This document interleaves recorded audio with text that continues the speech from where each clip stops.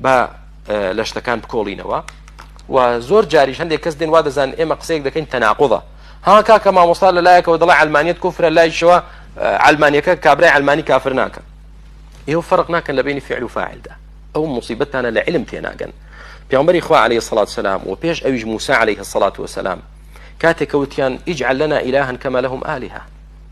ئایا موسى عەلەیهی الصلاة والسلام فەرمووی ئێوە قەومێکن کافر بوون؟ فعلەکەیان کوفر بوو، بەڵام نەیفەرمووی ئێوە کافر بوون.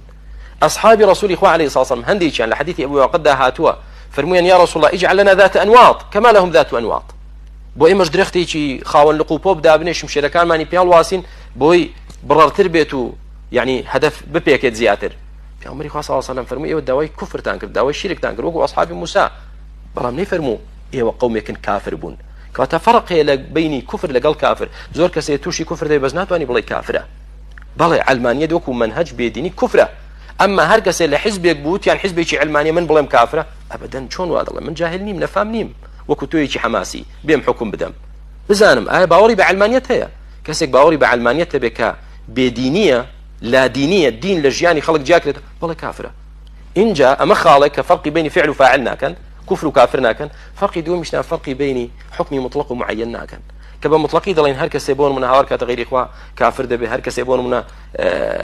يعني فلان كفر بكا كافر أمام حكم مطلق أما ديت سر أعيان دبي إلا توفر شروط انتفاء موانع له بكري نحو بقالتني تو خلق كافر كيكاك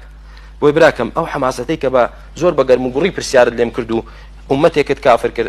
عندهم برلمان كانوا خلق كشكا أم خلق كشكا باوريان بما هيا أو هم خلقت كافر كده استرجاني تولا خطر ترداء شكا بخلق بلاي كافر وانا بيبو خد قرته وديا ببراكي من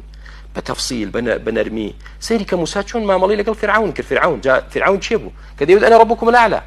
براكي من بس الخوب نصيحتي خلقا لا خمي ملتك تندابن أو ملة برو إسلام برو قرآن برو سنة به هذا خمي ودانا بخلق بريكن بو جهنم خلق حكمي كافري بو بدن أما هيك سود با إسلام ومسلمان الناقينت ولكو تايج دا ظلم خوا شاهدا نلقى الكفر نلقى الكافرين نلقى الشرك نلقى المشركين بلام بحكمتها باشون كوتي پیغمبرانو عليه الصلاة والسلام بو شوازة دعوة دكين إن شاء الله